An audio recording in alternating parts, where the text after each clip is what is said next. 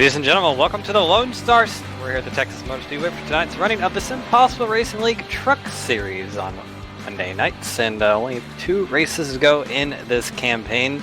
Tonight's race, as well as next week at the Darlington. Actually, that would be 2 weeks away. My apologies there. At the Darlington Raceway.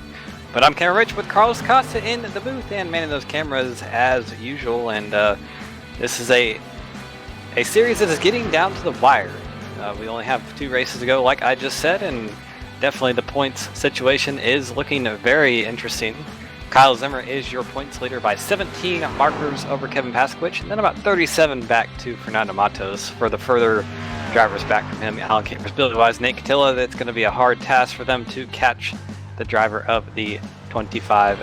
That's, of course, Kyle Zimmer, and he's at the top of the standings right now, so definitely coming out here with a mentality that he needs to win, wants to win this race and get max points so he can effectively lock his championship up next week at Darlington. But Carlos, if you're in Kyle Zimmer's spot, he's looking pretty good right now. What are you going to do? Just run your race.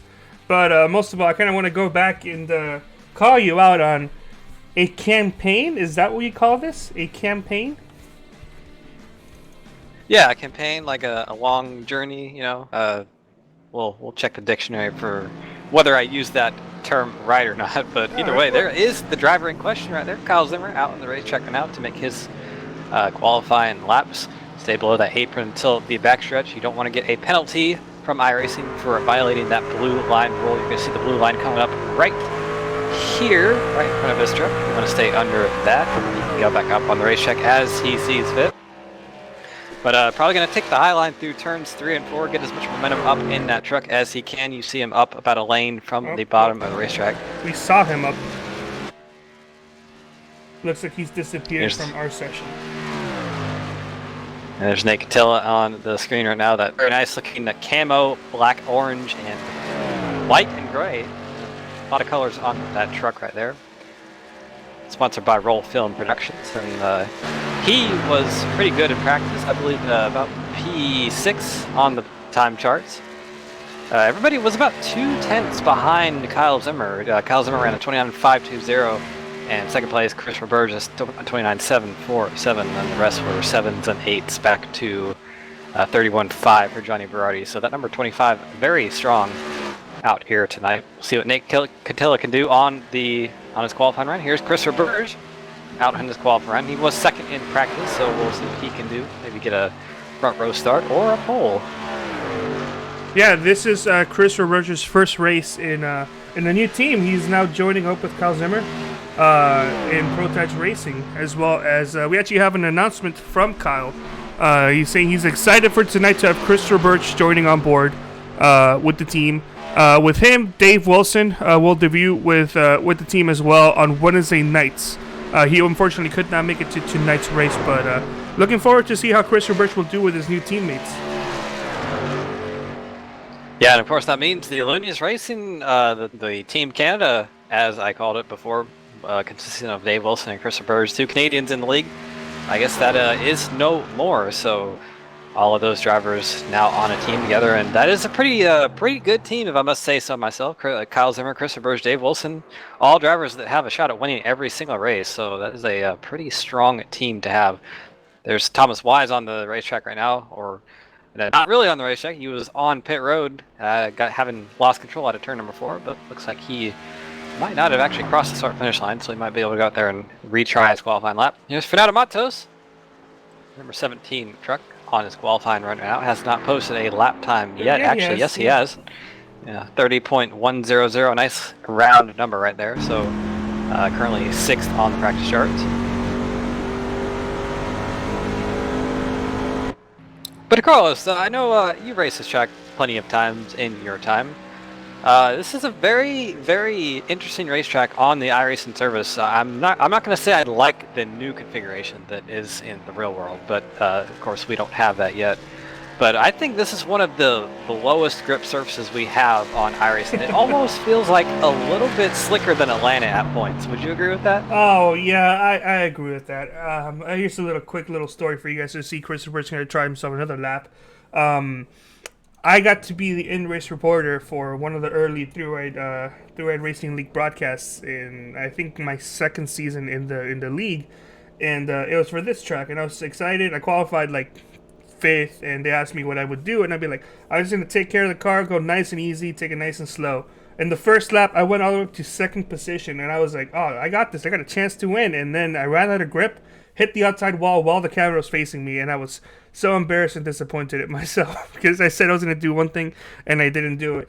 So moral of the story, you have to be careful with Texas. Texas, it's low grip, like you mentioned, and it's going to get you and bite you at the worst position ever.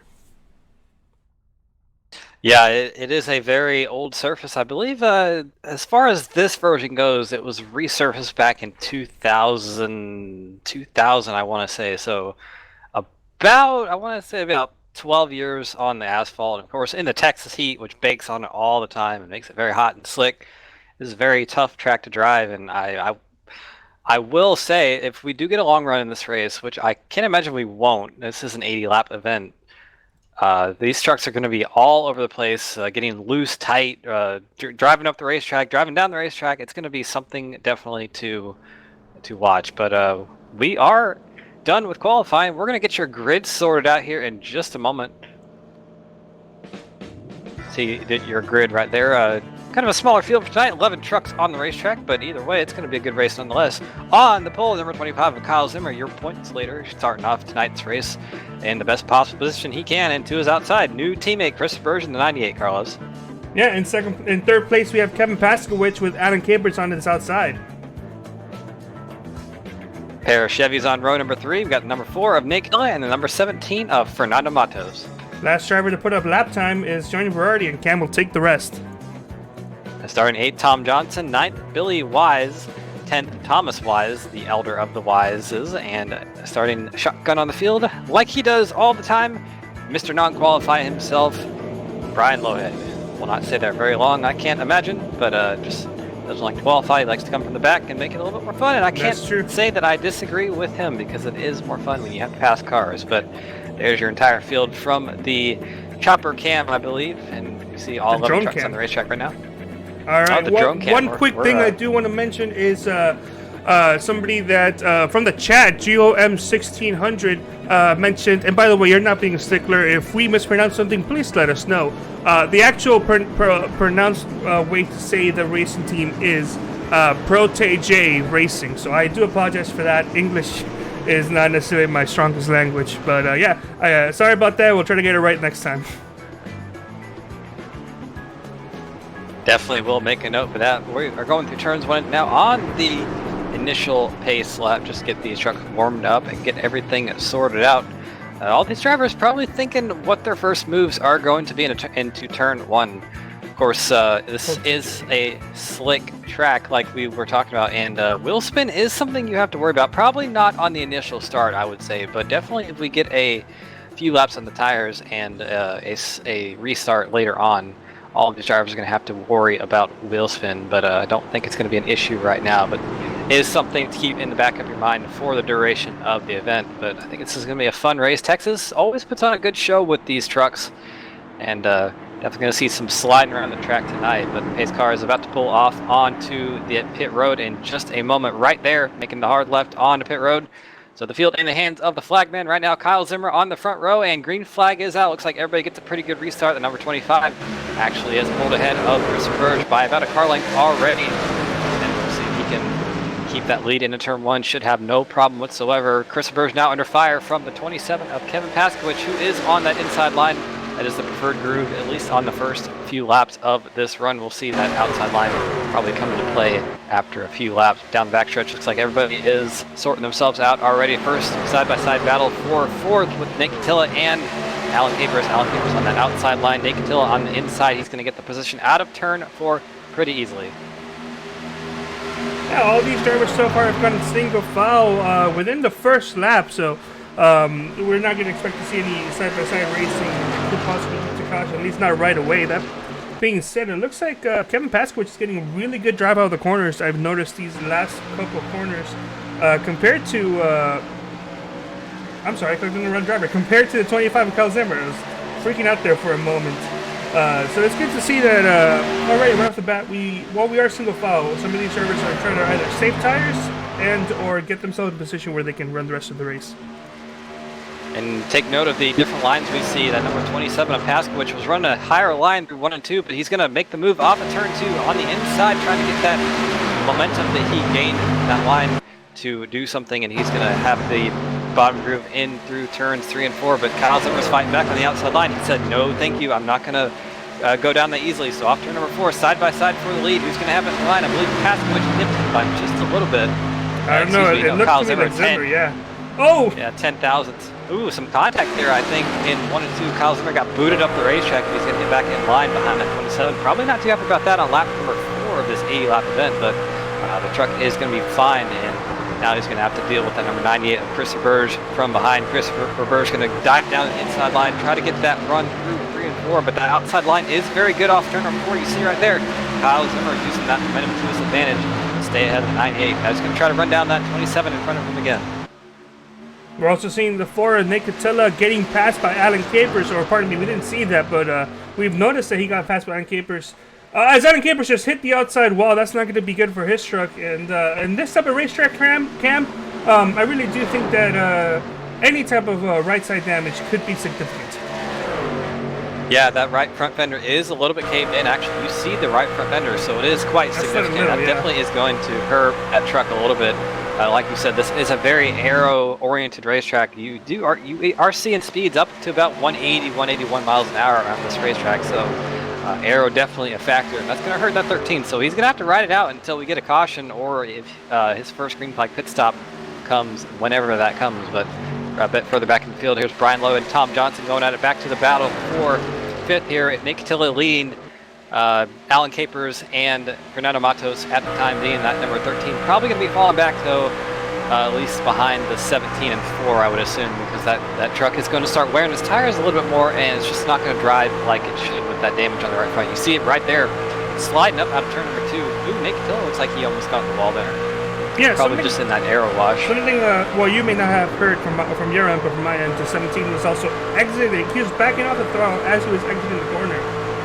But it didn't seem like the 17 necessarily had a really tight car, or at least the angle didn't show that much. But it could be that either the 17 is just a little bit uncomfortable with the truck right now, or he's trying to save some fuel and or tires in this first part of the race. 80 laps, Cam. How many pit stops do you expect? Do you think these guys can possibly avoid a fuel strategy race? You know, it's definitely a interesting question. As we have a battle for the lead, Nicholas Zimmer on the inside of turns 3 and 4. He's going to get the run off pretty easily, take the lead at the line from Kevin Paskowicz. See if you can maintain it into turn 1. Should have it pretty easily right there. You see, yes, he does. So move that number 25 back to the lead. But these trucks are running 60% fuel. Let's remember that. So I would think that it's not cut and dry whether we can make it on one stop in this race. Of course, you would think that probably just pitting at lap 40 and making that your one stop in the race would be the strategy to go to. But it's not. I'm not certain whether that's actually going to work if these trucks can go all the way to lap 40. So we'll have to see on that later in the race. I did not actually talk to anyone during pre-race about that, so it might not be an issue whatsoever. But we are already on lap number 10, so 1/8 of the way through the race so far. And Kyle Zimmer currently your leader by just a few tenths over that 27. 27 actually got a little bit tight out of turn number 2 last time, and it actually looks like you got some push loose in that truck, just where you have wheel in the truck and it just gets loose because you have so much wheel in it. So definitely something to watch for. I think these trucks are already starting to lose grip. Yeah, so we had a very small angle on that lap where he almost hit the wall, and that's exactly what it looked like. He almost hit the wall. It was very close to it, but just backed off of it at the very last moment to avoid any possible damage. Something we didn't see on camera, but we're also noticing now is that 13 Van Capers has lost a significant amount of time to the battle for 4th, which it would have been at the time. Nick Cotillo, who he was battling with, ended up going by him. As we see now, the 27 has taken the lead. We didn't actually get a chance to take a look and see what happened there, so we're going to go back in time, per se, and see just how this happened. Yeah, oh, never mind. Caution's out. Caution as well. But The battle for the lead was facilitated by Kyle Zimmer getting loose out of turn number 4. That truck was extremely sideways, was able to save it, but lost the lead to Kevin Paskowicz. Put the caution out.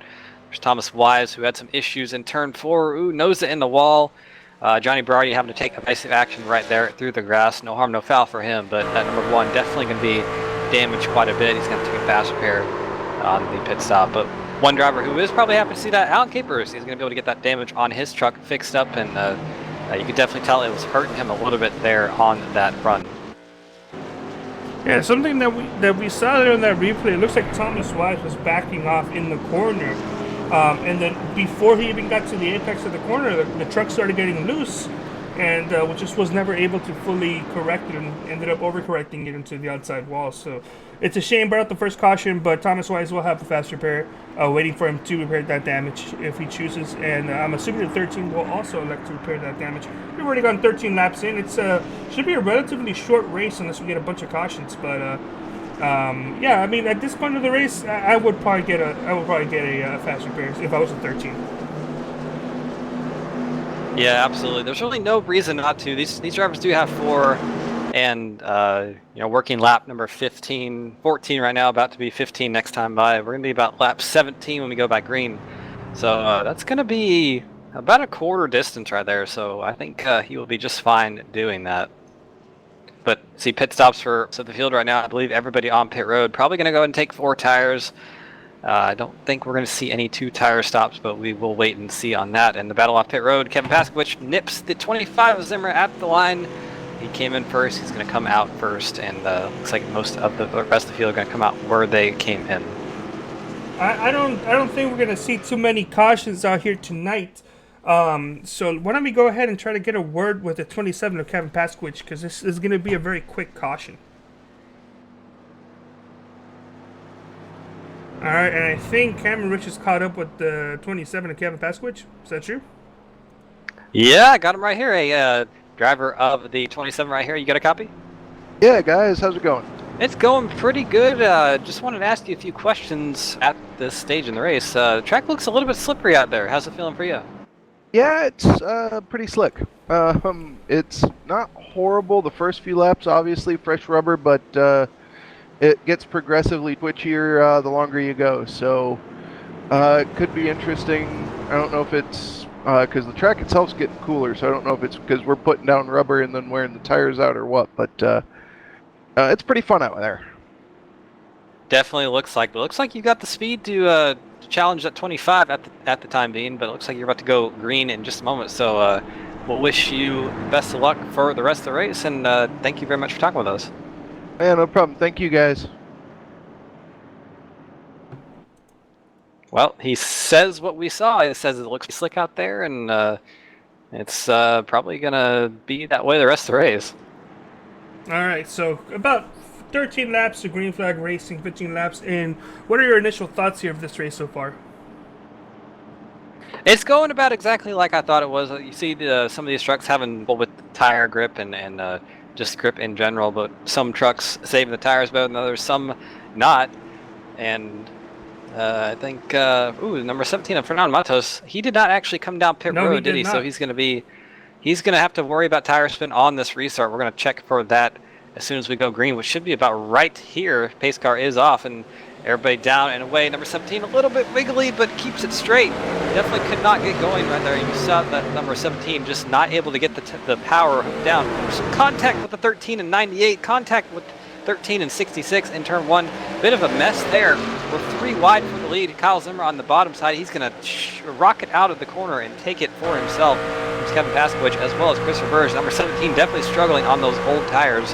About 14 laps older than the rest of the field right now, but doing his best out there. Ooh, almost contact with him and the 98. That truck is just all over the place, but looks like everybody has sorted themselves out for at least the time being.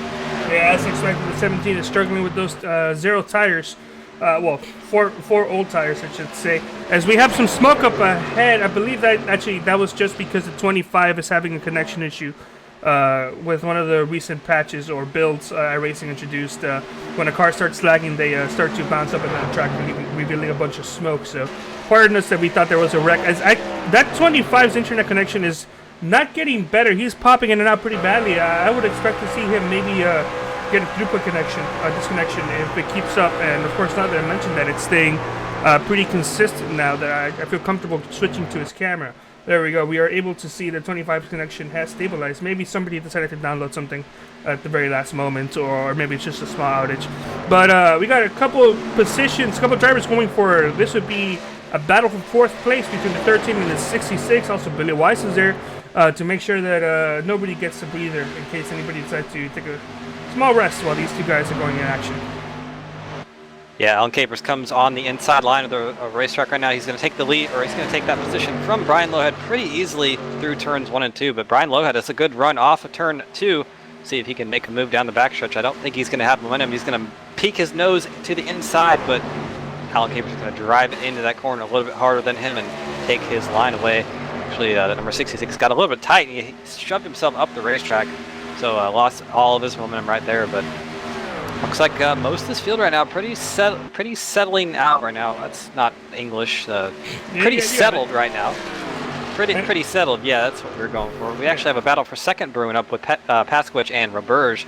Number 98 has caught Pasquich right now, looking in turn number 3 right now on that bottom side, see if he can make the move, and that definitely would be nice for both Kyle Zimmer and himself. Get a Protege Racing 1-2 in this race.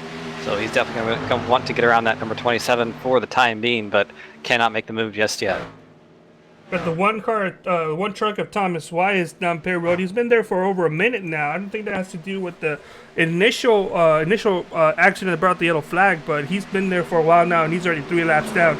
A couple of drivers that are turning my head today is Christopher Birch. He's on a roll. He's so far in this part of the race, he's been putting himself in a position where I feel like he can probably have a chance of winning if 25 makes a mistake. Another driver is, where is he here? Brian Lowhead. In the first part of the race, we were seeing him towards the really back half of the pack, kind of on his own, chilling, cruising. And now he's trying to get himself into the top 5, but trying to pass Nate Catilla there. Nate Catilla, of course, has his usual spotter there with him, helping him out, but that doesn't mean it's going to be an easy thing for him to defend the 66. The 66 truck definitely looks alive after this caution. Yes, it does, and he is on the back of that number 4 right now, looking to get around Nate Catilla. That would be for the 5th position. So Brian Lowhead started in 11th, of course, shotgun on the field, want to get into that top 5, and we have seen him do that before, really every race, because he starts in the back every race and does not finish there, of course. And actually, off turn number 2, he's got a good run on the 4 right now. He's going to look, block from Nate Catilla. A little early for blocking. Yeah, definitely a big block right there. I don't think Lowhead's going to be too happy about that one, but Nate Catilla well in his right to do that. That is legal in NASCAR.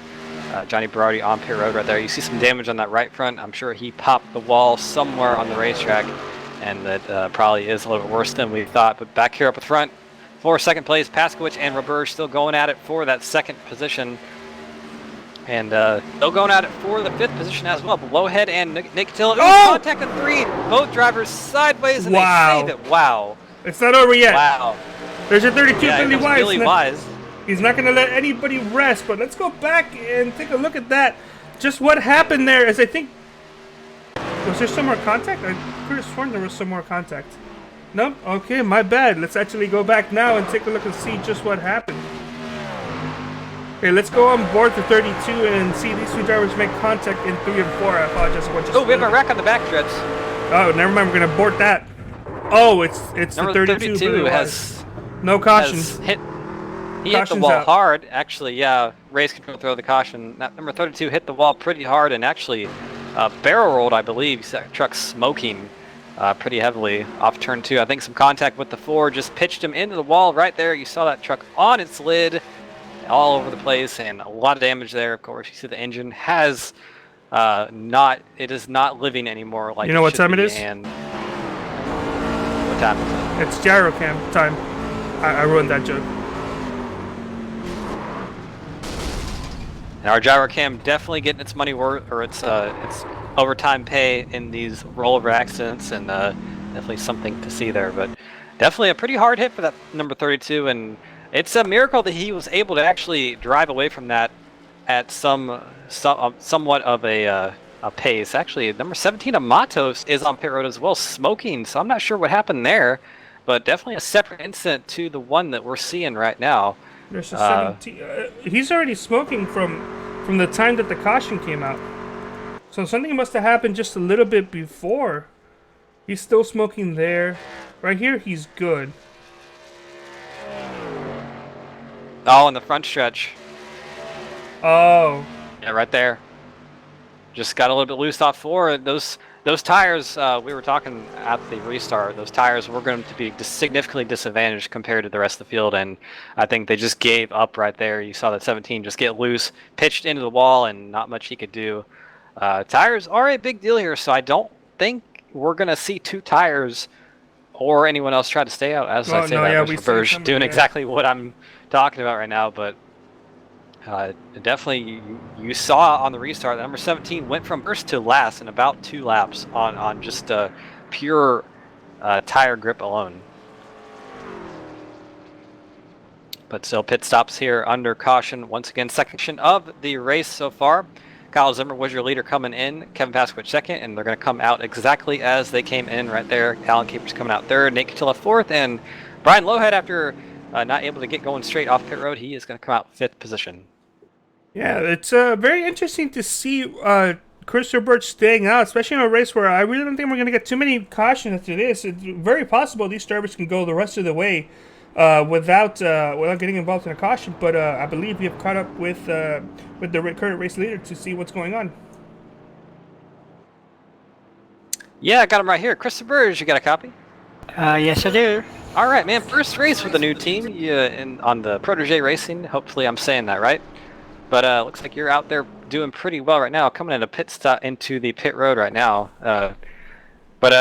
Just kind of talk us through how the truck's feeling for you out there on the racetrack. Well, the track is pretty loose here. It's a little tough right now, but it's okay. All you gotta do is just take it really easy. So I'm just enjoying this new team with Kyle here, with Dave and them, and hopefully we'll do really well. All right, man. Well, we'll let you get back to doing what you're doing. Of course, on the pit road right now. Didn't know if you were going to do that or not, but good luck the rest of the race, and hope to talk to you again afterwards. Thank you very much. All right, a bit awkward there to talk to somebody while they're on lane, but either way, he was a good sport about it. I'll take the fall for that one. I didn't think he was going to come in. It's very possible that maybe he thought people were going to stay out, and then when he was the only one that stayed out, he thought it was probably best to come on in, otherwise face the same issue that the 17 had that last run. Currently, the 17 is being shown as soon as my thing wants to work. Currently in 8th place, so that definitely didn't help out the 17, and coming in last top would have definitely put himself in a position to be in a better place. So I guess it's probably good that Christopher Birch has decided to come on in, because he's certainly finding himself 7th. Once again, not too many drivers out there, so coming in the second time definitely was the right call, although coming in the first time probably would have been a better call. And I am actually seeing a little bit of damage on the right rear of that 98 truck. Not sure where that came from, but I don't think it's going to really hurt him too much. Don't see any on the front of that truck, so wherever it came from, probably on a restart, I would have to assume, where everybody's bunched up.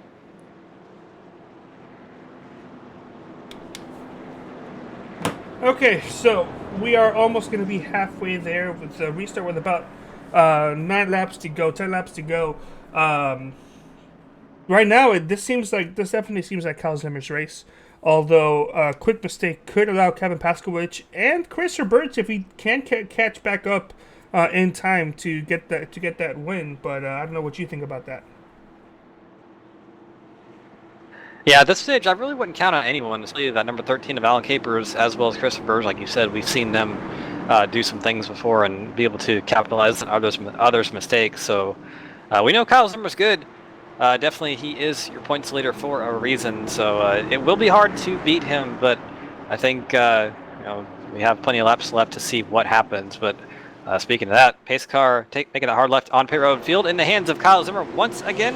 And a bit of stack up there with the 4 of Nick Catilla and the 27 on the restart, but looks like everybody's going pretty well. Alan Capers thought about making it 3 wide there for a moment, but wisely backs out of it through turns 1 and 2. He's on the inside line, battling for second with that 27 of Pasquich. He has the preferred groove right now.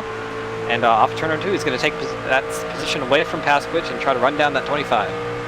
Yeah, the 25's connection is starting to get bad again, and it's not going to be doing too good for him. Any more of that, as we see the 27 get really loose because he clipped the apron. You can see any issues. Maybe this is something that 25 is causing, but the 25 internet connection is definitely causing some type of issue with some of these drivers. And I can't even get a camera on the 25 right now. That's how bad it is. Hopefully it gets to stabilize. I think it's already getting stabilized. But if this keeps up, especially on restarts, that's not going to be very, very competitive for the other drivers if they have that type of disadvantage with the 25 blinking in and out. So hopefully this is just a very small temporary thing and it gets sorted out pretty soon. Yeah, we actually saw Nate get around Pasquich for that third position, but Pasquich just made the move back around Nate Catilla to get himself back in there. So the lead for Kyle Zimmer, now about 0.8 of a second between him and Alan Capers right now. And like you said, that connection issue looked like it did cause a little bit of a bottleneck further on in the pack, but it looks like everybody has strung themselves out a little bit. The connection on the 25 has calmed down for the time being, but it is something that we've been seeing with iRacing for the past few months or so. It looks like that just really for no reason whatsoever, people can have connection issues, and it is very distracting to other drivers. Yeah, before connection issues just used to be just simply blinking in and out, maybe in some worst cases like a bunch of jumping, but now even the simplest connection issues just results in a car bouncing up and down visually on our ends and dropping a bunch of tire smoke that everybody can see. As we see just right there with the Ford, Nicotilla had a quick blink. He didn't necessarily bounce up and down, but he did drop a bunch of smoke when his car resurfaced. And we're gonna see it again, not without a camera angle, but yeah, we would have seen that again.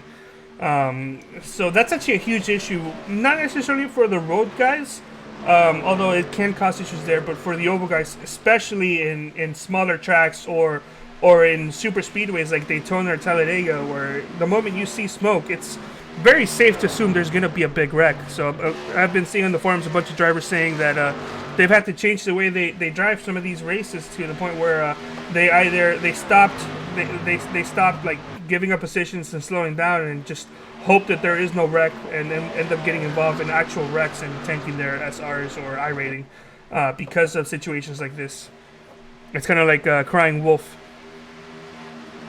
Yeah, I believe about a week ago I actually ran in a different league. I think you were in that race, Carlos, too, at Daytona, where there was people blinking and doing that smoke thing. And it is very, very, especially at Daytona, like you said, when you see that, you automatically assume that a wreck's happening. And, that in itself, I believe, caused a wreck because people checked up and just, did the right thing and assuming that a wreck was happening, but it wasn't. It was just the connection issues kind of manifesting themselves in that way.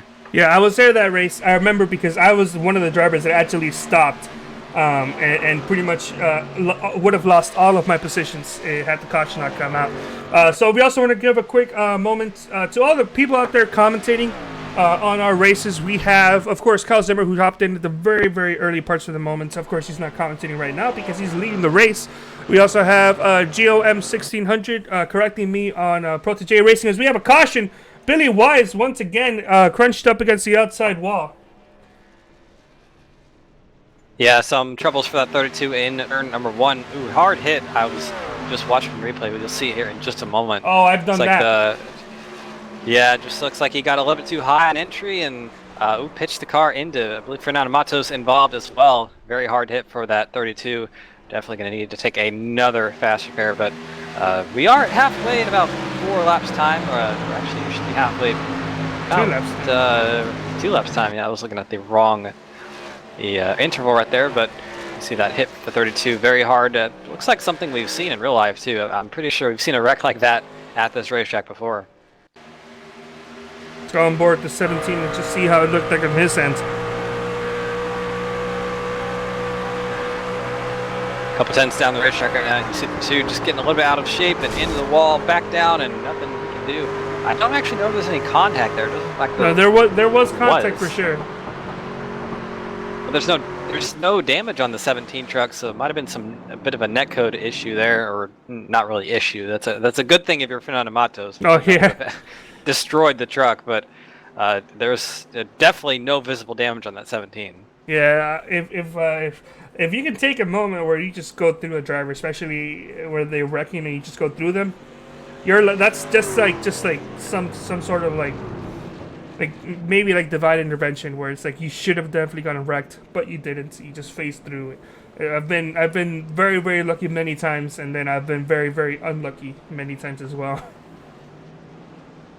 I don't actually believe that there was physical contact there because the 17 is now taking the lucky dog, so there couldn't have been. Ooh, that was a messy That was pit pretty entry for the weird, few yeah. drivers. 13 Alan Capers went down to the inside wall. Almost looked like that truck was not in total control. But the 17, like we said, Matos now taking the lucky dog, and if there was any type of contact, iRacing would have disqualified that at that point. So he got very very lucky in that incident in a few ways.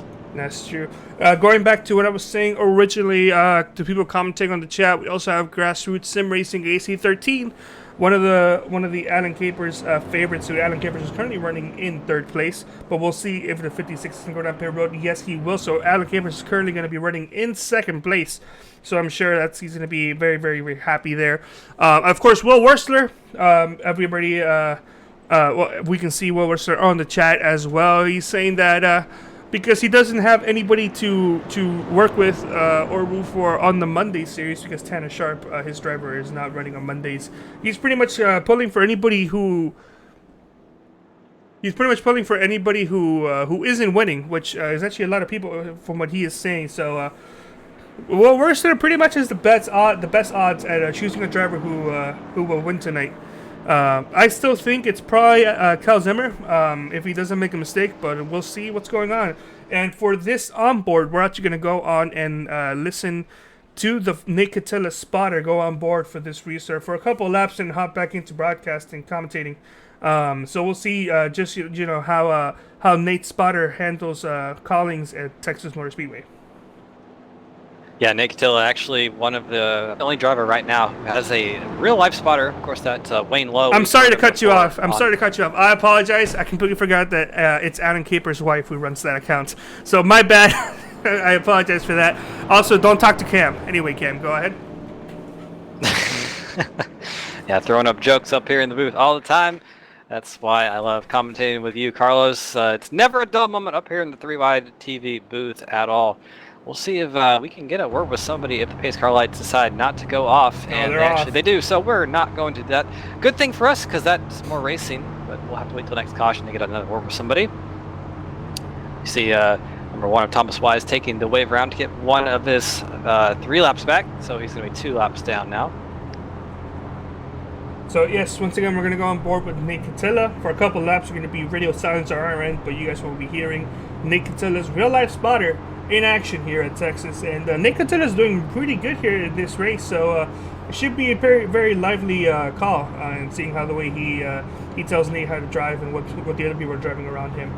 So when they enter turn 3, we're going to go quiet as we switch over to the other radio channel.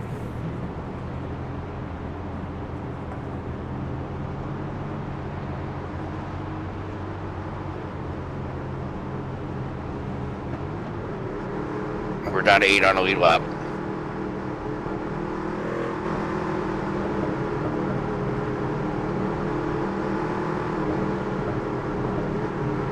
His car's off. Steady.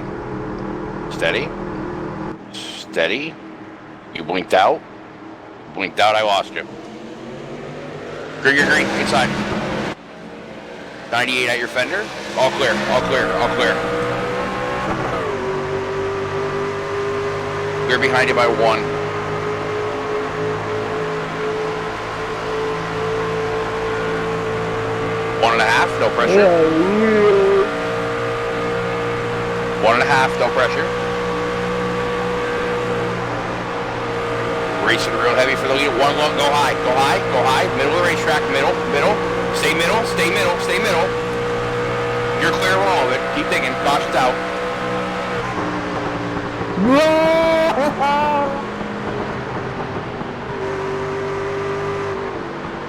What excitement from Nate Catilla, and what a great job from his spotter telling him where to go, Cam. Go ahead and go ahead and take over while I try to figure out where I should put the camera. Yeah, that was a pretty interesting restart right there. We'll see what happened on the replay. It looks like both leaders would be Kevin Pasquich and Kyle Zimmer getting loose in turn 4, and both sliding out up control, and there's caution coming out. You see Kevin Pasquich getting loose right there first, and then Kevin Pasquich actually got in the wall hard. That truck on its lid, and he's going to have to tow back to the pits. That truck is not going to flip itself back over, so that is a shame for him. That's going to result in him losing at least 1 lap on the field, probably 2, I would assume. But it was hard racing here for the lead. 3 wide, Alan Capers, himself, and Kyle Zimmer. Kyle Zimmer and Pasquich both getting loose out of 4, and that's going to give the lead to Alan Capers, and we'll probably get a word with him as soon as pit stops do commence, if they do decide to come down pit road. That's get his word on what happened in front of him, because he's got to be pretty surprised about what he just saw in his windshield. Yeah, something we had to mention, the 25 not making mistakes, and I don't think he was turned there. I think maybe he just had a little bit too much beans there actually in the corner. That allowed Alan Capers to now hold on to the lead. Christopher Birch currently in second with Nick Attila in third, and we saw Nick Attila's spotter telling him where to go, and Nick Attila's amazing reaction to avoiding this wreck. We had a great angle, but I'm sure Nick Attila probably had the best actually being there on track. But yeah, we're going to see how many people go down pit road this time by, and if we can get a word with the 13 after they either go or don't go down pit road. Don't you just love those instances where like you kind of just have the C's part in front of you, and you get a couple spots out of it, or miss a wreck or whatever? That's true. As a driver, that's a pretty fun thing to do. So Alan Capers got to be smiling.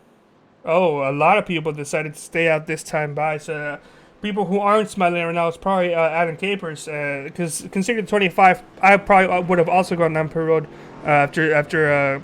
Well, he didn't really spin his tires out too much, but. There's a lot of positions that he would have lost, so fresh tires is probably good for him.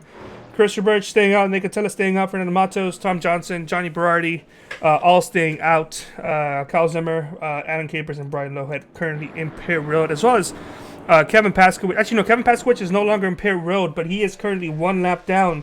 The only driver 1 lap down, so if they can get a quick caution, the 27 can get himself back in a position to be competitive at least. But at the moment, he is 1 lap down. And that's really best case scenario, because you know, when you get flipped over and have to take a tow back to the pits, you can lose 2 or 3 laps on that tow. But luckily for him, he flipped over right in front of pit road, so it wasn't too bad of a tow, and he's only going to lose 1 lap. So, like I said, a quick caution will help him immensely. But we've completed the pit cycle, so we'll get a quick word with Alan Capers. And there he is, right next to you. Yes, sir. Yeah, got him with me. Alan Capers, you got a copy? Yes, sir. How are y'all? Oh, pretty good. Not as good as you right now. You just saw the C's part in front of you and got the lead out of it. What happened there? You know, 27 was a little loose, and then apparently I got Kyle. I didn't mean to get him, but I got him.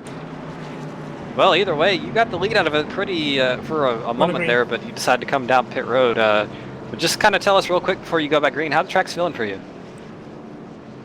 You know, it's pretty cool. I'm enjoying myself. It's a fun race. Slick track, but it's all about throttle control and not over driving it. Definitely always and fun as a stay the driver. hell away from that white line on the bottom. And definitely a good piece of advice there for Texas. And I got to say, for a driver myself, throttle control tracks are very fun. But good luck the rest of the race, Alan. Thank you very much for talking with us, and hope to talk to you again afterwards. Thank you, gentlemen.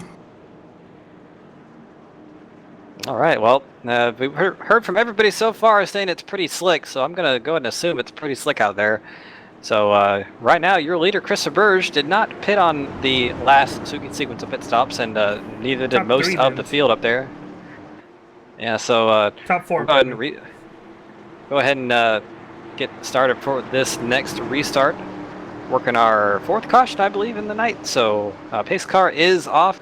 Field in the hands of the 98 of Christopher Birch on that inside line, and green flag out once again. Ooh, bad start for Nate Catilla on the outside, as well as Tom Johnson. That outside line just did not get going at all. Here comes Fernando Matos, challenging for 3rd, looking for 2nd now through turns 1 and 2. Christopher Birch already off to a couple car length lead over that 4 car, but single file back to about the 5th position. Kyle Zimmer looking on the bottom of that number 56 of Tom Johnson. He's going to get that spot pretty easily. Have some 3 wide into turn number 3, just about, not really. 3 wide with Brian Lowhead, Fernando Matos, and Alan Gabers, but remember that 13 on for fresh tires. Oh, In the 13 wall a in little the bit. That's wall! going to innovate, and big wreck on the front stretch. He's sideways. Fernando Matos sideways as well, and well, so much for that, Carlos. Big wreck there as my computer decided to start dying there at the moment as well. Let's go back and take a look at the replay, see what we can find. Like just hard racing. It was kind of started by the 13 getting in the wall and bounced off into the 17 and just around everyone went. So there's not a lot of room on this racetrack, Carlos. I'm sure you've watched races here in real life before, and we have seen big wrecks on the front stretch of Texas Motor Speedway before like that. I remember one back in about 2010. It was about 20 cars, so definitely not out of the realm here. But I think that 66, he definitely got a part of it. But I think I know that wreck in 2010. I think I know what you're talking about. yeah, I think if you're a Jeff Gordon fan, you probably remember that wreck. I remember that. Oh, here's little Jeff Gordon fan me rushing home from high school because I used to walk home. I literally ran all the way home, the mile home, just so I can watch that race because it got postponed till Monday, I believe. Got home, turned on the TV, and he has the fastest car. He's dominating the race at a track that he's not really that good at. And then lo and behold, restart. He got a little bit impatient. A couple drivers got impatient and getting wrecked right there. I was not a happy camper. Yeah, I remember that too. It was a Monday race, and strategy there. See, most drivers electing not to come down pit road. 66 of Lowhead and the 56 of Tom Johnson, as well as Capers and Matos, of course, being involved in the accident coming down. So it's interesting how these drivers are managing their tires. I was actually thinking that 66 did not get damaged, but that front end is pretty heavily beat up on that machine. So definitely a good call to come down pit road. But you see some drivers electing to stay out a little bit longer than normal, and some really not. So top 3 drivers stayed really, out. Yeah, definitely. And the top 3 drivers that stayed out were pretty much the drivers that also went down pit road, except for the 25 for Kyle Zimmer. He actually went down pit road last time by. So Kyle Zimmer is in good hands right now. But Nate Catella and Chris Roberge, I'm going to start worrying about them, especially as the run goes on, seeing how these tires are behaving. An interesting note, I believe the 66 of Brian Lloyd came down to get a faster, but did not take tires on that machine. So I'm wondering if... I think when you take a fast repair, doesn't it also take tires, or no? Well, you can elect to take tires or not, or, whatever. It's just a normal pit stop. So he could have taken tires or fuel, but he just stopped in his pit stall and then went after getting the truck fixed up. So I'm wondering, Carlos, and correct me if I'm wrong, but this might be one of those instances where older tires might have a little bit, not so much grip, but maybe feel more comfortable, maybe after about 2 or 3 laps on them, because that's really all that 66 would have on his tires. But as I say that, he's coming down pit road again, maybe to take tires. Yeah, maybe we forgot to take tires that time.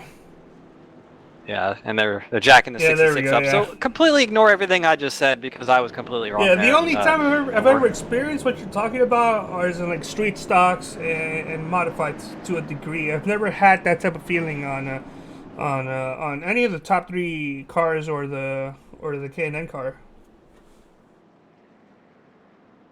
Yeah, I was actually thinking about that last night because in a race I ran, the tires really did feel a little bit better after about 2 or 3 laps on them because they weren't the truck wasn't as, let's say, jumpy loose as it was with the fresh tires. So, it was just something to think about, but I don't think that was the case. I think he just forgot to take tires. So, my apologies there. Yeah, that's fine. We've all made mistakes. I've made a couple already this race. Yeah, we're all not so perfect here. We got 29 laps to go. I think we're going to be getting one to go this time by. So with about 27 laps to go, we should be going back green. As now we're seeing Kyle Zimmer going down pit road. It's a little bit strange, and I'm not sure that maybe he may get a black flag for this, because I remember in iRacing, if you pit after pit road is closed, but before, if you pit if I'm shutting my brain shutting down there for a moment. I believe it's rebooting. I believe if you pit with 1 to green. Yes. Yeah, 1 to green. Sure. Let's just go with that, and let's just pretend that this last 10 seconds never happened. Well, we'll focus on the race at hand and have some people look like they're this field a little bit not formed up like you would like for a restart, but they'll sort themselves out through 3 and 4 surely enough. But Christopher's still your leader. Quick rundown of the field before we go back green. Christopher's your leader. Nate Catilla in second. Tom Johnson having a pretty good run. Haven't talked about him too much today, but he's having a pretty good run up there in the top 3 right now. Been pretty solidly up there. Not made too many mistakes or anything, so doing a good job. Alan Capers 4th. Fernando Matos 5th, Kyle Zimmer 6th, Brian Lowhead 7th, Kevin Paskovich 8th, and that is your last driver on the lead lap. Johnny Berardi, Thomas Wise, and Billy Wise all laps down. But pace car is off once again. Field in the hands of Christopher Burge, number 4 of Nate Catilla, and outside. Not a very good restart for him. Looks like that truck's struggling to get going. There is a little bit of damage on that truck, so we'll see how he's able to get it going. But 3 wide for that second place. Alan Capers way outside on the high side, Nate Catilla in the middle, and Tom Johnson way on the inside line. See if no contact happens here off turn number 2. That is a very tight spot. The road falls away a little bit from you as a driver, but they have sorted it out, and Alan Capers not able to do anything with it just yet. But he's gonna get around the 56 Tom Johnson, put himself up into 3rd. Gonna look for 2nd place. Number 13, very fast here tonight. Probably one of the faster, or probably has a chance to go up there and challenge that number 98 for the race lead at the time being. But you saw the 66 there. Brian Lowhead got in the wall a little bit on the front stretch. We've seen that a few times from other drivers during the race. It is quite easy to do. I know that myself. Yeah, this is what I was talking about. 25 probably has a black flag.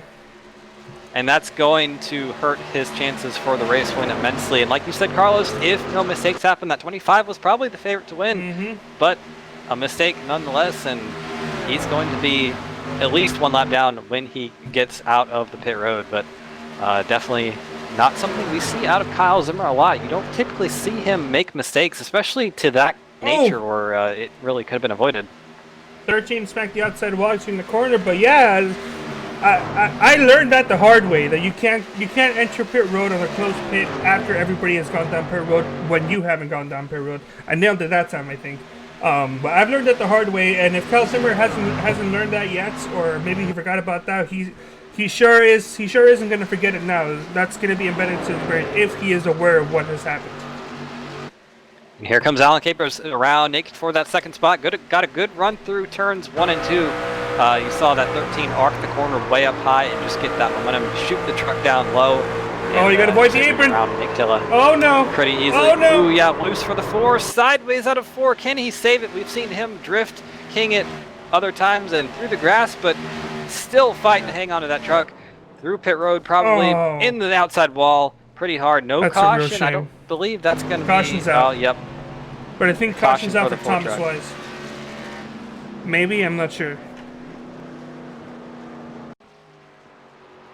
And one driver who I have to assume is going to be pretty happy about seeing that is that 25 of Kyle Zimmer. I don't actually know if he's in the lockdown position. He was behind Johnny Berardi at the time of the caution, so we'll have to wait and see on that. But I think the 99 will be your free pass truck. But definitely a lot of action here on these restarts, Carlos. It's pretty interesting. A lot of drivers getting loose. A lot of drivers see some throwing blocks here and there. But we are getting down to 20 laps to go, and it is definitely go time. That last restart was definitely hairy, especially for the drivers on the outside line. We saw 3 trucks smack the outside line, 2 of them because they were blocking. So we'll see how more hectic these restarts get, and if it gets too bad, then we might see a couple more of these slapdown drivers get themselves back in the free pass position. Absolutely, and we'll take this opportunity to talk with another driver up there near the front as soon as the pit cycle does complete itself, which I do expect to see most drivers come down pit road here. And as I say that, one driver staying out, Brian Lowhead, probably is going to like to come down after he leads a lap. But you see most of the rest of the field, including your leader, Christopher Burge, Alan Capers, Fernando Matos. Haven't talked about him too much during the race. He got himself in some trouble early on, but has rebounded pretty nicely at the time being. Yep, so we're seeing about 5 trucks going down pit road. No more, no less. All of these trucks though are on the lead lap, which results in about 2 drivers staying out on old tires. Their old tires though, however, aren't that bad, as we're seeing Brian Lowhead with 8 lap old tires. But we're also seeing Nate Catilla has decided to stay out, and he does have, I believe he's smoking out there. His engine is smoking, pardon me, I should say. So I'm not sure why he elected to stay out when that car is pretty much smoking a bunch of, dropping a bunch of smoke. There we go. That's what I meant to say. Smoking a bunch of black and milds or something. So it's a bit unique to see him staying out. So I expect him to go down pit road one more time. But I also do believe, unless he got cleared by the officials, he should have a black flag for entering pit road illegally when he spun out. But that thing is usually cleared by the officials. We're seeing him go down pit road now, which means the only driver to stay out that's on the lead lap is Brian Lowhead in the 66. So why don't we go ahead and try to talk with him and get inside his brain. Cam, I believe you're there to talk to the 66 of Brian Lowhead. The 66 of Brian Lowhead is here. Yeah, I got him with me. Hey, Brian Lowhead, you got a copy? Yes, sir. All right, man. Well, pretty good run for you so far. You've been up there in the mix of things for the time being, but just kind of tell me how the track's feeling for you. We've heard a lot of drivers say it's pretty slick. Are you kind of feeling that yourself? For the first 5 laps on new tires, it is pretty slick, but then it tightens up through the run. But I've got a pretty good truck tonight. Yeah, it definitely looks that way. You've been right up there in the mix of things, and putting that number 66 out to a pretty good run. What do you think your chances are for getting maybe a top 3 or maybe even a win here? If we can get a good restart here, you never know. So, see what we can do. All right, man. Well, you should be getting going 1 to green here right as soon as we get back to the start-finish line. So I'm gonna wish you a good luck for the rest of the race, and hope to talk to you again afterwards. Thank you.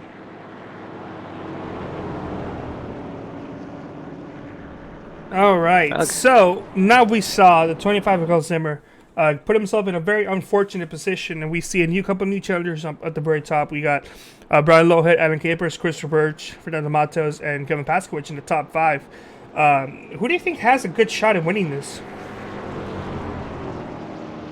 You know, that's a question to ask. Probably not me, because a couple laps ago I would have said the 25 was a lock for it, but he is currently 1 lap down, and saw that mistake. And I would have also said the 98 of Christopher Burge probably the next best option. He's currently 3rd. Probably would say that him and the 13 of Alan Capers probably, at the time being, are the 2 favorites to duke it out for the win if that 25 can't get back on the lead lap for whatever reason. It's true. We also have Will Wursler making fun of me in the chat. Will, sorry, I had other things in my mind, so I messed up a couple words there, Will. And Cam made sure to cover for me there at the very last moment, but not quick enough where I made a fool out of myself. So thank you, Cam. Messed a couple Wursler words up or something. No, it's just the way I said a couple things about the 4. Anyway, going back to green. Hopefully the last restart we'll have, or with about 18 laps to go, we got to green, Cam. It should be a very exciting one. Yeah, definitely. This whole race pretty action-packed, all things considering, but the pace car is off. Brian Lowhead is your control car right now on old tires. See if he can get going without any wheel spin. Looks like a good restart for the 66.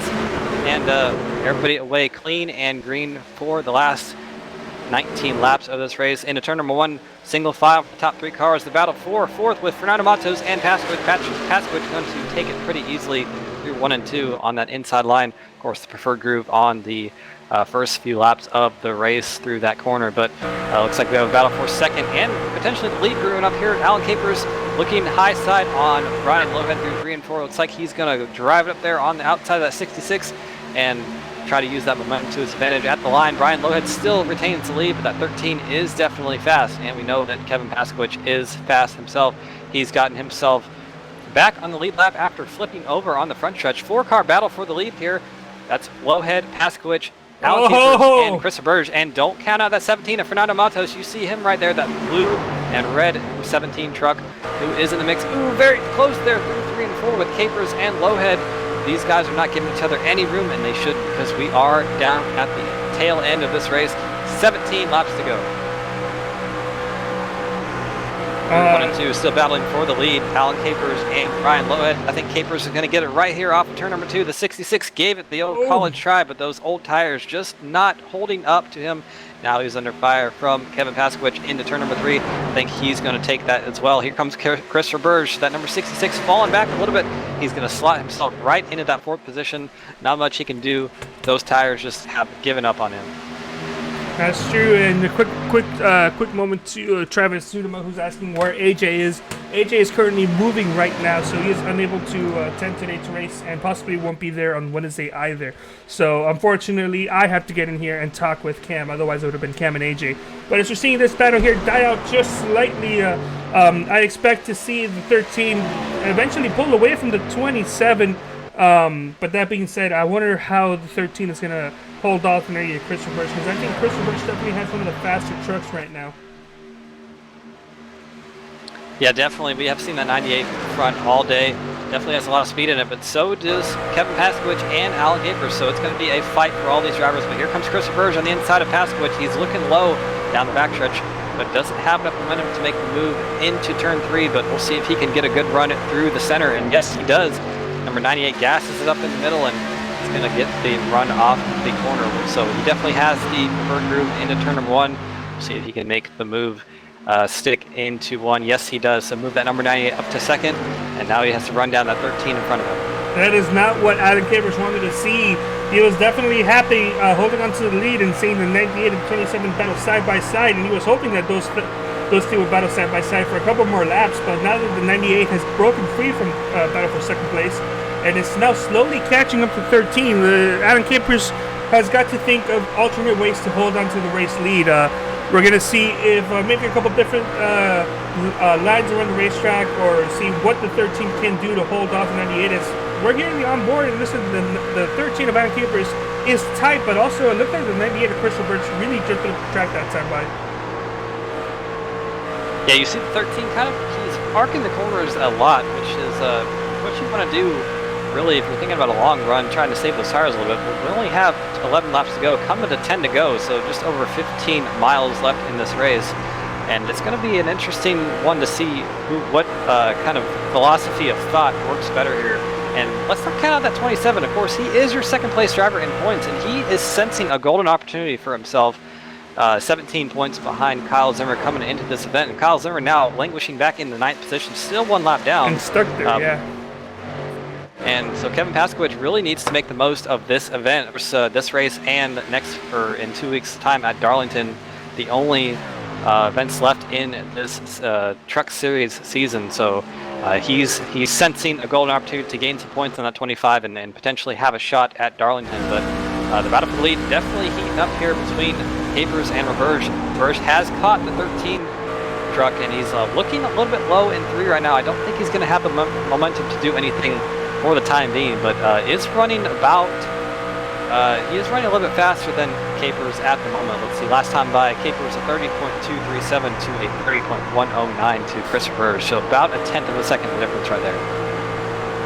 Yeah, and we're really seeing Christopher Birch really get a good run off of the corners. It seems like Adam Capers is slowly pulling away on the entry part of the track and just slightly towards the middle, but in the exit of the middle, the actual exit of the corners, when the 98 Christopher Birch shines. Of course, not that time by, because they were going side by side, and of course, dominance pretty much goes out to the outside driver. And for Kevin Paskowicz, who is sitting there in the 3rd position, right at the right side of your screen right there, you see him. He's got to be loving what he's seeing, because this is going to allow him to get himself into this battle potentially, and maybe if they make contact or whatever, he can maybe slip by and take the win away or whatever. But definitely we are coming to 7 laps to go, so not much time for any of these drivers to do anything. The move needs to happen now. Yeah, and we're seeing Adam Capers actually do a pretty good job of holding off Christopher Birch there. He's allowing Christopher Birch to go on the inside line, which is what he needs to do. As we see, I believe that's the 4 of Nicotilla that stopped on the racetrack. Yeah, it looks like he got involved in some heavy damage, but going back to battle for the lead, the 13 is not allowing Christopher Birch to go by him on the outside line. And when Christopher Birch does get to his inside, he pretty much holds him, cautions out. He pretty much holds him in a position where he can't... Oh, big wreck.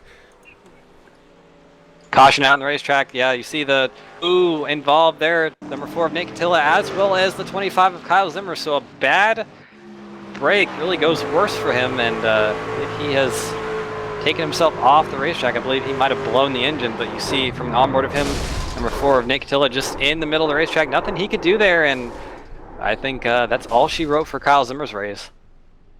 Unfortunately, a very promising race coming to a bitter, sad end. So see, the 4 of Nicotilla had already previously damage, gave it too much beans exiting that and entry back into the racetrack, and then just wasn't able to hold on to the brakes, causing the 25 to run into him and flipping over, and also possibly ending his race with how very little laps left. But now the main question is, what are these lead lap drivers gonna do? I don't know. I don't even know where to begin, Cam. Should you go down Perry Road? I failed to even get those words out right because I saw them going down Perry Road, so that question became pretty much mute there. A little bit of contact with the 27 and 98 there in Perry Road, so shouldn't be too much, but maybe something's happening between these two drivers. Adam Caper did a fantastic job of holding on to 95, but now he has to make sure he doesn't become his own worst enemy and not overdrive his pit stall. Alright, he did a pretty good job there. Didn't overdrive it, and kind of slid into it, so he probably did a better job than just slowing down very, very early. Yeah, so everybody on pit road pretty nicely there. You said number 27 a little bit sideways, but yeah, one driver who did stay out at 66, Brian Lowhead once again. So this is going to be an interesting restart, Carlos. We have a couple drivers on older tires and a couple drivers on fresh tires. So this is kind of a dangerous part to be in as a driver, because if you're one of those drivers on new tires, you need to make the move on those drivers with the older tires pretty much as soon as possible. But you can't, you don't want to get yourself involved in a wreck or something. So definitely, you know, this is going to be something to watch. I'm very nervous for sure. 3 drivers staying out, that's a pretty good number, especially if you're going to be the race leader. In a short race, of course, you always want to have as many people as you can stay out with you. But we're also seeing the 13 of Alan Capers going to be restarting. Is he being shown third? I could have sworn he was going to be shown fourth. Who's the left down here? Oh, the 32 of Billy Wise. That's my mistake. So only 2 drivers stayed out, which means that if the 66 elects to restart on the inside line, he's going to have Alan Capers with him. Well, yeah, he's going to have Alan Capers with him. So it's going to be kind of maybe I would restart on the outside line, get a good run, and hopefully the guy in second place can check up Alan Capers enough where you can accomplish the.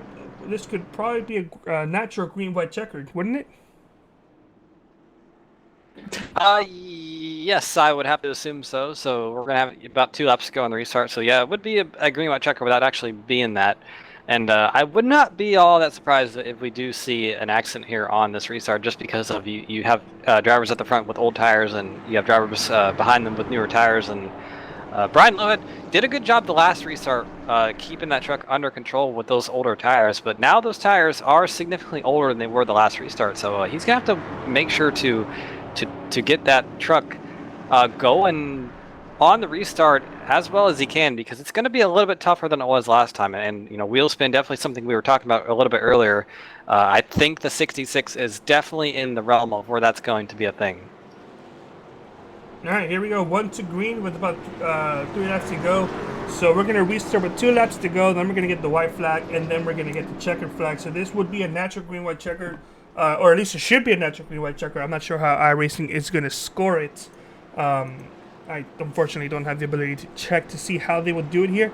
But it is going to be a green-white checkered, whether natural or not. That's up to iRacing. And these drivers have 3 attempts at green-white checkered, the actual green-white checkered. So we'll see how iRacing counts it, and we'll see if there's even a need to count how many green-white checkers we're going to have today. I hope we do end up going green, but I'm very excited to see what these drivers have. I really don't know who's going to win this. It could be the 66. It could be Alan Capers. It could be anybody back there. Honestly, everybody in the lead lap has a chance to win this race. It's definitely going to be pretty wild here. We're going to know in about 20 seconds or so, once we get through 3 and 4. The pace car is going to make the hard left turn onto pit road for what might be the final time in this race, working lap number 78 of 80. So through turn number 4 right now, it's definitely going to be a wild one, so don't cut away. Pace car is off field in the hands of the 66. Looks like Johnny Berardi pulling ahead a little bit. Not sure how that's going to be scored, but green flag out. Looks like Brian Lowhead, a good start for him. Johnny Berardi in the wall a little bit. He's coming back down the racetrack and spun out. Looks like Fernando will bring out a involved, caution. Kevin Paskowicz involved as well, and I wasn't too surprised to see that. Just the tires on these trucks not able to get going, but we'll see what happened for sure here. 60 or the 99 of Berardi was out ahead a little bit of Lowhead at the start of the race, so I'd be surprised if he didn't get a black flag for that, but just not able to get that truck going, and just those tires on that truck just giving up and not able to grip the racetrack like they needed to. But we are going to have another attempt at a green-white checkered, a real one this time. What a shame for Pasquich, though. He was up there in the hunt for the lead, and just like that, probably his chances for the win are significantly diminished than they were before. That's true. So green-white checkered will be coming out now this time by, which kind of breaks my graphics damage. We're going to see there, looks like some very, very small netcode got to 17. I'm not seeing any damage though, so 17, aside from losing maybe 1 or 2 spots, because there are a couple drivers 1 lap down, 17 pretty much didn't really have anything go bad for him except for maybe going on a little bit of a roller coaster ride and wear his tires down just a tad. We've seen that once before in this race already, that number 17 getting lucky with the netcode, and sometimes netcode to be I would say that was unlucky. Proves to be your disadvantage, and sometimes you drive through a speeding car in front of you and pray to the iRacing gods. Thank you very much for that one, but I'd say that was probably a neutral one for Kevin Pasquich. One driver who did get lucky dog, I believe, was the 25 of Kyle Zimmer, but it's not going to matter too much. He's still 3 laps down right now, so... Wouldn't it be Thomas Weiss? Oh yeah, he did get the lucky dog, Kyle Zimmer did. So yeah, it's pretty strange. So I guess Thomas Weiss must have been involved in that incident, because he's currently 2 laps down. And now Kyle Zimmer will be 3 laps down. 2 laps down now. That being said, there is a small chance that he can possibly get back to the lead lap and win it, but he would need to be the beneficiary every single caution. So if another caution comes out, he would need to be ahead of Thomas Weiss, putting him 1 lap down, and then on the final restart, no, it's not possible. I can't do quick maths. Yeah, but one thing it does do for Kyle Zimmer is it allows him to get ahead of Thomas Weiss in 8th position, and that is another point for him, but we will see what happens when the race does complete itself after the next green-white checker. And Brian Lloyd did a very good job on that last restart. We were talking about how those tires are pretty much well past their use-by date, but did a good job getting going and keeping the car straight, and you know, he's pretty much felt that car out and knows what he needs to do on these restarts. So I think doing a pretty good job himself. But go through the field real quick, or at least your lead lap cars. Brian Lowhead currently your leader. Alan Capers in 2nd. Christopher Burge in 3rd. Tom Johnson having a very good run himself in 4th. Fernando Matos 5th. And Kevin Pasquich, the last car in the lead lap, currently in 6th. Involved in the accident as well as Matos. So both of those drivers probably going to come down pit road and get their fast fares and get some tires on the car, and that might prove to their advantage. Who knows? All right. Well, this last restart didn't really solve anything for us, except for a couple drivers who are pretty much out of contention now. It could still be Brian Lowhead, it could still be Alan Capers, but I really think that this is Chris Roberge's race. I think this is his first race with the new team. He's excited. He has the speed. Now we need to know if will he have the correct amount of patience and the skill set to get himself in a position to win this race, because 66 currently has 29 lap old tires. That is a difference of about 20 to 21 laps. 20 to 19 laps between the other drivers. I really don't think that Brian Lowhead has a chance of winning this unless he stays out every single time a caution comes out. That being said, the 13 probably has the best chance, but with the 66 electing to be on the inside with Chris Roberge, if Chris Roberge can get himself in a good position on the restart, I can see him getting this win. And it all remains to be seen. We'll see. We'll try again one more time here at Texas Motor Speedway for another green-white checkered, and of course we'll see what happens in about 20 seconds time once that pace car pulls off onto pit road once again and we get going green. But you know, I was actually thinking about, you see there Fernando Matos just out of screen right now, as well as Kevin Pasquich, both involved in the last caution, and I have to think that they both fixed their cars up and got tires on them, and that might prove to be to their advantage a little bit with the extra grip they'll have. But we will see here in just a moment. Pace car pulls left onto pit road, field in the hands of Brian Lowhead, and green flag out. Not yet, and green flag out. now. So 2 more laps here in the SimPossible race at Texas. We'll see what happens. Good start for both drivers on the front row, but I think those tires on that 13 going to help him right here. But Brian Lohead, almost some contact there. Here comes Roberge on the inside line. Brian Lohead doing a good job with those tires that he has on the truck, throwing a little bit of a block on the inside line. We might have 3 wide here into turn 3. That would be a dangerous move. Alan Capers gets booted up the racetrack a little bit from Chris Roberge. Leader still Brian Lohead. Here comes Kevin Paskowicz into the mix as well. So 1 lap to go here at Texas. It's going to be for all of the marbles here between all of these drivers. There's Fernando Matos as well. So we have a train in turns 1 and 2. Here comes Chris Roberge on the inside line. Brian Lohead way up the racetrack. Those tires have absolutely given up, and trouble in the back. Oh, the wrecking back there. Big wreck for the 17. White flag is out though. Went flying. We're still racing here at Texas for the race win. Chris Roberge has a monumental gap to that 27 of Paskowicz. I don't think it's going to be able to be overcome. And across the start-finish line, Chris Roberge gets the win here at Texas Motor Speedway. Second place, Kevin Paskowicz. And coming home in third, we're going to have Alan Capers. What a fantastic race. It's a real shame what happened to the 66 though. His tires gave up at just half a lap too early. It would have been cool to see if maybe he could have held on just a little bit, but just wasn't meant to be. 98 ended up getting the win. So first race for the brand new team that he is racing in, Protege Racing, and he gets himself a victory. So start off to a pretty good relationship with these drivers already, and he's pretty much already asking when the next race is going to be, which is going to be on Wednesday, and then the next race will be on Monday 2 weeks from now for the Truck Series. So let's go ahead and take a look and see how he's going to celebrate here tonight.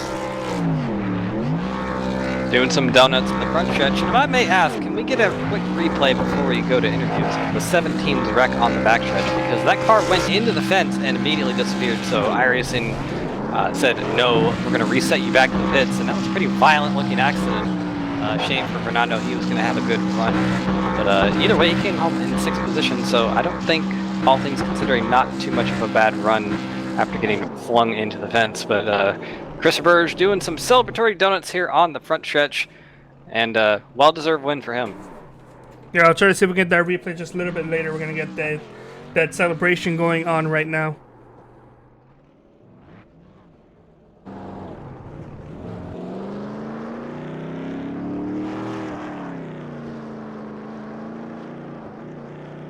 Going to take the Legends Oval back onto pit road and probably park his truck in his stall, and that will be all she wrote for this race. But we're going to go and let all these drivers get out. We'll see if we can get that replay for you in just a moment, and we'll be back with interviews here pretty shortly.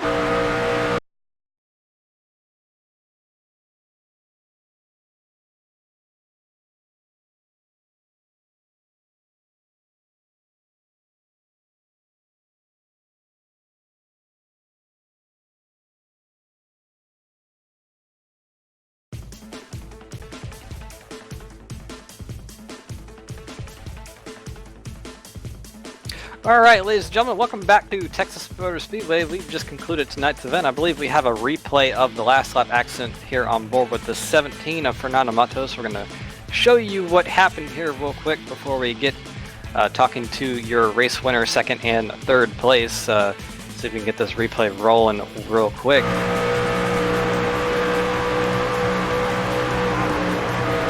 So on the last lap of the race, from Fernando Matos, he got pitched into the wall by the 66. We saw him go up the racetrack right there, hit the wall a little bit, bounce back off into the path of the 17, and into the fence he went and immediately reset back to the pit road. So he is officially scored with being 1 lap down, finishing in 6th place. Brian Lohead also 1 lap down, being scored in 5th, but we'll go ahead and talk to 3rd place, Alan Capers. I've caught up with him, or I'm about to catch up with him right now. Alan Capers, can I reach up here in the booth? You got a copy?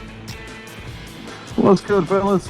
Oh, it looked pretty good for you. It looks like a pretty good finish for you. You started fourth, ended up in third, ran up in the top five, seemed like all night. Had a lot of speed in that truck, led a few laps here and there, and really just came down to some circumstances at the end. Just kind of talk us through your race. How did it go for you? You know, honestly, I didn't think I had anything for Kyle when I saw him out front, but this thing came to life through the race, and I really hate that I got into Kyle, but at the same time, it wasn't intentional, and I'm glad. I think it was either the 27 or whoever was got in front of me on that last couple of corners. They had definitely used up the side of my truck, but it's racing. Yeah, we saw you in the fight, the battle, or in the fight for the win there in the last few laps of the race. Looked like you might have had a shot there. Is there anything you think you could have done differently to maybe get around those trucks up there ahead of you a little bit quicker and maybe gotten this win tonight? I could have always been more aggressive, but other than that, no. I gotcha. Well, in 2 weeks' time, this truck series is going to conclude. That's a hard word for me to say. Conclude the season at Darlington. I got to think you're probably excited for that. Darlington is a track that I personally love. I got to think you probably love it too. I don't really know anyone who hates Darlington, but how are you looking forward to that one? I'm really looking forward to it. It's one of my better tracks. Got several wins there, so I'll have something for these boys and get some more victories, go into next season and take a championship or two or three. It's a good attitude to have, and you are, I think, might be, I don't want to say this conclusively, but you might be looking for third place in the point standings after tonight, so that would be a good little deal there. But either way, Alan, we thank you very much for talking with us. Good run for you tonight in the third position, and congrats on that. But thank you very much for talking with us. And before we let you go, before I forget, you got any shout outs for us?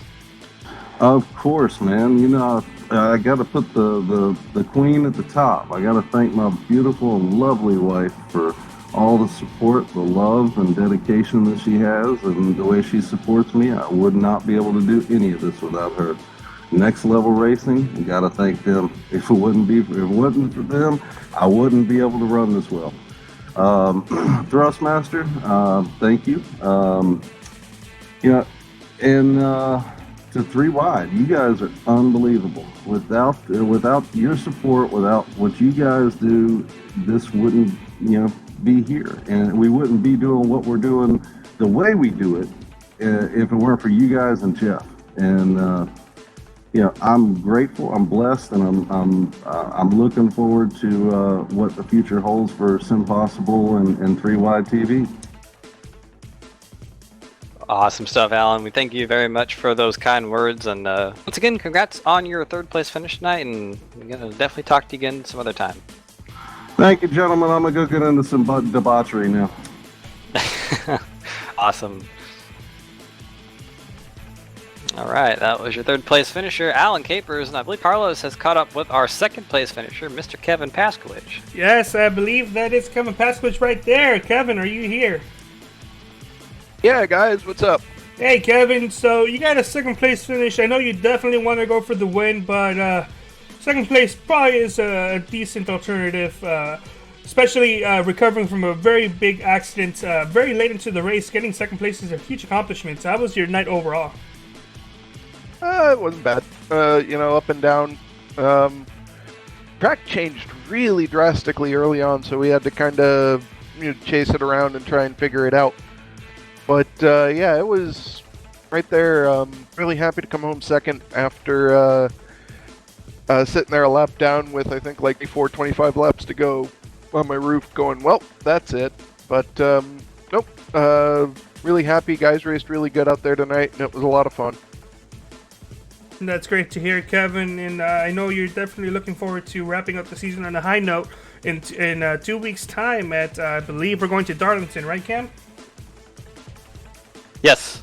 All right. What are your chances looking at for Darlington? I don't know, because I've never actually driven a truck at Darling, so I don't know. A couple of races I have run there and different things have been all over the board, so I don't know. It's a fun track.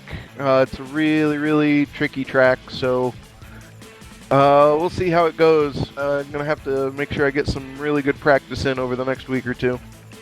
All right, that's great to hear, Kevin. So before we do let you go, do you have any shout-outs you want to give out? Yeah, all what you guys know. Obviously, my teammate Phenomenal Evolution, Jeff, and you guys, everything y'all do for the league. Palmetto Distilleries, the Human Project, pH Aware, both of which are amazing awareness charities that we like to talk about every time we can. And Ride to Give, which is another great group of people doing great things. So that, and of course, my wife and my dad and my family and everybody who puts up with me. And that's great to hear, Kevin. We look forward to seeing you on Monday. You're also going to be running on Bristol here on Wednesday in the B trucks and the B cars. Are you looking forward to that one? Well, I don't run the Wednesday night race. I wish I could. But I feel like we've had this conversation before. We have. I'm really horrible at this. That's why I like to hang behind in the cameras. But when AJ's away, it's my time to shine. Anyway, Kevin, thank you so much for hanging out with us, and congrats on your second place finish. I know you definitely wanted to get that win, but hopefully you can get it at Darlington. All right, thank you guys. And I really need to congratulate us on finally getting an official one, and Alan, of course, as well. They were really hard to pass, and they were really clean racers, and it was a really fun tonight racing around them. So congratulations, both of them as well. So, but thank you guys. Hope you all have a good evening. Thank you so much. And I believe Cam is caught up with the race winner, Chris Roberge. Cam, is that true? Cam is running over. He is rushing. Yeah, he is. I got him right here, definitely doing some celebratory stuff. I'm not sure what kind of stuff that is, but Chris Roberge, you got a copy? It's called dabbing. Yes, I do. Yeah, dabbing. No, well, hopefully not, but either way, Chris Roberge coming home with the win tonight. One of the fastest trucks here tonight. Definitely putting on a good show, a good, well-deserved win. Unfortunately, not in the points battle, but you got your second win of the Truck Series season. Just take us through your night. How did it go for you? I knew I had a really good truck for this one. It's really good, but it was really tough. I know I'm not in the points lead, but I'm here to help Kyle out to get his champion for the truck again. So all I gotta do is just race where I can and keep Kyle up there if he can too with him. And what I could do is the track is really slick, and now I noticed that I'm really strong on the bottom on the track, but not the high end. I know that for sure. Yeah, just did kind of go through how you are on a new team with Kyle Zimmer and your old teammate Dave Wilson. Now, just kind of tell us how that kind of manifests itself. How did that kind of come to be, and what are you looking forward to gain out of it? Well, we usually do our own things, so this is a secret, so I can't tell you why Dave and I decided to join with Kyle, because we know we all help out each other, so we might as well be on the same team as them and help them each other out.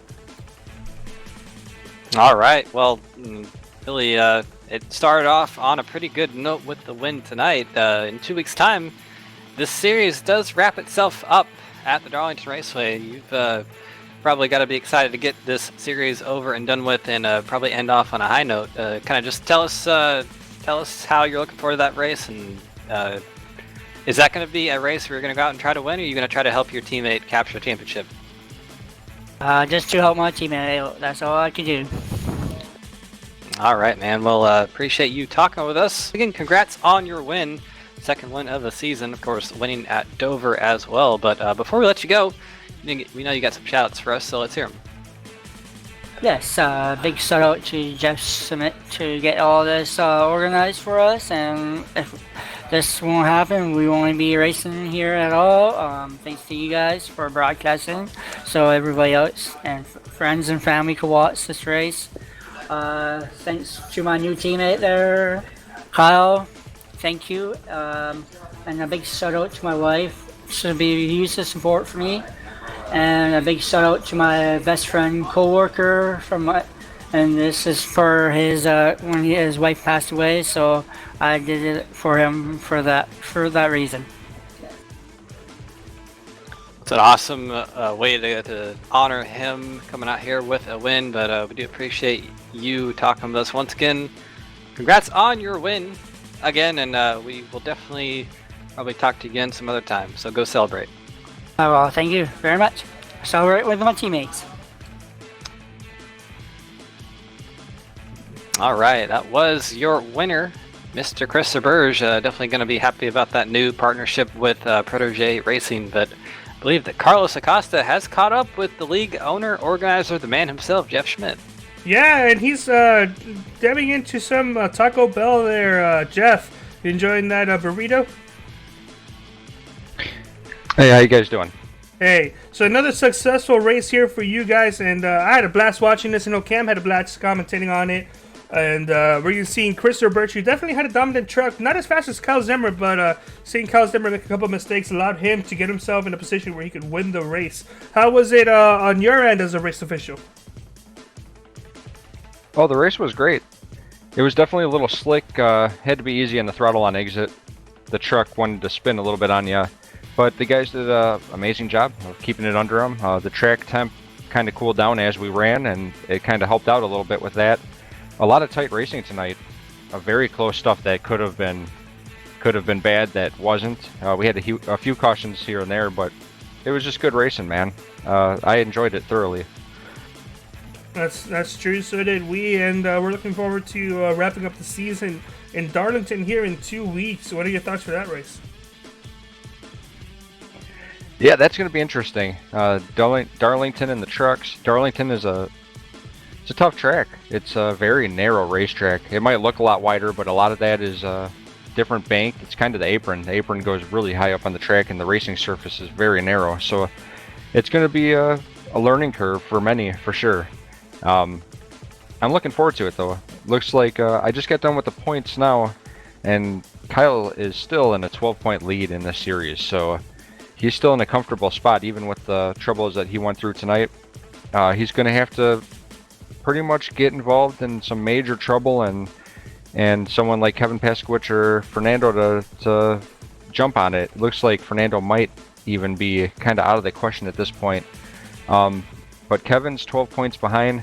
That's a lot to make up. It depends on how many people race and what happens for sure. So Kyle is sitting pretty comfortable here in the truck series end of the split series. That's true, and we also go to Bristol here in 2 days on Wednesday for the B series. That should also be a very fun race to see. You guys have been to Bristol before, and it's a very challenging track. So we'll see how much you guys have improved since we first started broadcasting to you guys. I'm looking forward to that. Yeah, I think as a league, it might be our second time, maybe third, going to Bristol in different series. But yeah.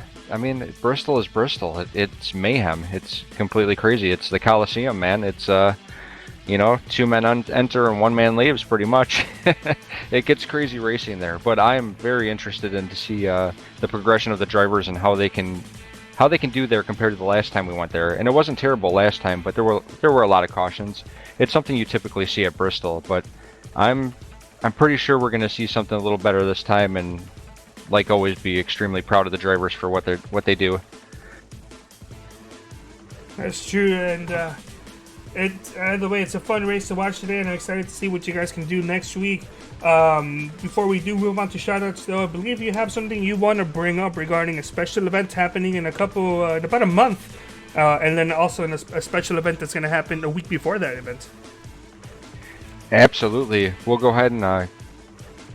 Yeah, we'll talk about that real quick. Our special event, or let's start off with Team Brit's special event. Team Brit and PCDC and SimAbility, they're holding a special road course event on September 7th. And we're lucky enough to be invited. SimPossible guys are going to be out there racing. We're going to have, from what I hear, 4 teams out there. 4 teams of 2 drivers, so pretty cool. Representing SimPossible, and that they do an awesome job with Paul Davies does an awesome job rather, and Team Brit PCDC SimAbility to help out sponsoring the event, to put on these special events. They always do a tremendous job. It's always a huge deal for those special events that Team Brit runs. So looking forward to that, September 7th. We'll share all the stuff on our Twitter and Facebook and all that when it gets closer to time to let everyone know how they can check that out and watch the drivers in that race. A week following that is our special event, September 14th, our Daytona 500 charity event. It's going to be amazing. It really is. We've already got some great prizes donated from some awesome companies to give away. Looking for some streamers and some people to help share it so we can get a nice field of some good drivers out there.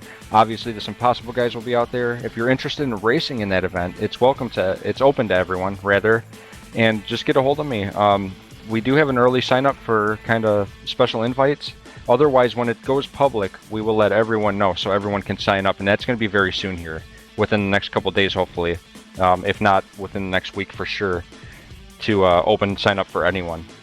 And it's going to be fun. It's no buy-ins or nothing. If you want to race it, you're going to come and have a good time and have a chance of winning some amazing prizes.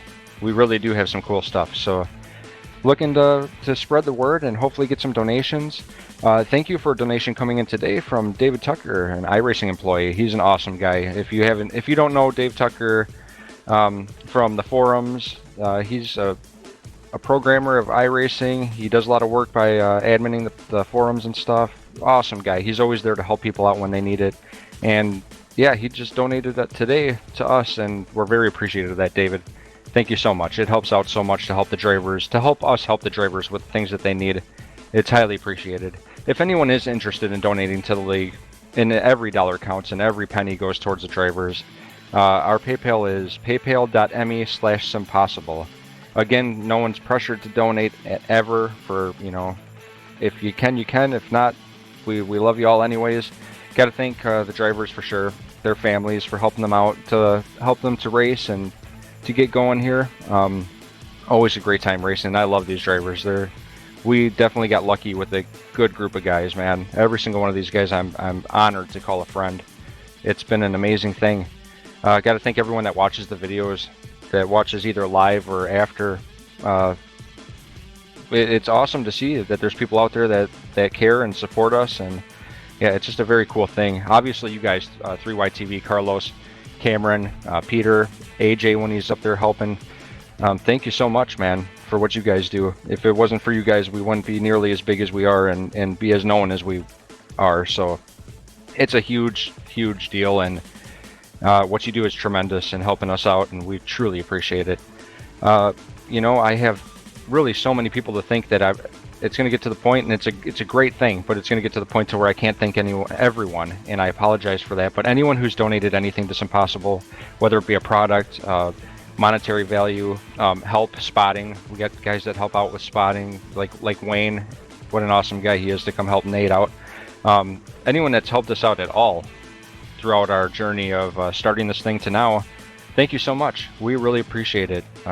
We couldn't do it without you guys, and we just look forward to doing what we can to change people's lives for the better, to let them know that we're there for them. And they might go through struggles in daily life, but I'll tell you what, when it's time to go racing, these guys get serious and they go racing, and it's a good time. So it's an amazing thing. Thank you so much. Thank you so much, and I believe that also covers your shoutouts, unless you have something else you want to add there. Oh, nope, I pretty much got it all out there. Thank you, though. All right. Fantastic to hear from Jeff. And Cam, do you have any things you want to add? Well, Cam's eating that burrito right now, so give him a moment. Yeah. I know that you and I, Carlos, are going to be racing in that event for the Team Brit event. So just want to say I'm really excited to be a part of that. It's going to be pretty awesome, and I'm really excited to just do a race with these guys. It's going to be pretty fun. Yeah, the very few times I've raced with some of the guys in the SimPossible Racing League has been one of the more fun times I've had in iRacing. These guys, they sure know how to have fun, and they sure don't let whatever type of things they have with them kind of put themselves in a sour mood. These guys are a blast to hang out with, and they're a blast to broadcast. And Jeff, I look forward to broadcasting for a lot more time coming in the future. So thank you so much, Jeff. Before we do wrap up this broadcast, Cam, I believe we have some final race results to go on. As I've had for the last couple minutes, another black screen because iRacing server is shut down on my end. I don't know how to fix it. If anybody has any issues or anybody has any ideas on how to fix this issue, it comes and goes, and it's here for now, but I can't fix it right now. Anyway, Cam, we got the final results on board. Yeah, coming home with the victory tonight, Chris Burge, that number 98 car in the new team. Definitely starting that off on a good note. Kevin Paskowicz, second place, 7 points, coming home second tonight. I think Jeff said he was 12 markers behind, so still within shot of getting that title at Darlington, but it is a bit of an uphill climb for him. Alan Capers coming home in third. Tom Johnson, good run for him in fourth. Brian Lowhead, after some issues there, coming home in fifth. Fernando Matos, we saw him in the fence on the last lap and got immediately reset to the back to the pit road, coming home in sixth. So not a bad result nonetheless after flying into the fence here. Johnny Berardi coming home in seventh. Kyle Zimmer, points leader, coming home in eighth. Uncharacteristically bad night for that 25 car. Saw a couple mistakes there and put him out of the running. Thomas Wise coming home in ninth. Nick Tilla 10th, and rounding out your results tonight is Billy Wise in 11th. But we have some shout outs we want to give to people as well. First off, I want to thank all of our viewers, whether you watch them live or the replays after the fact.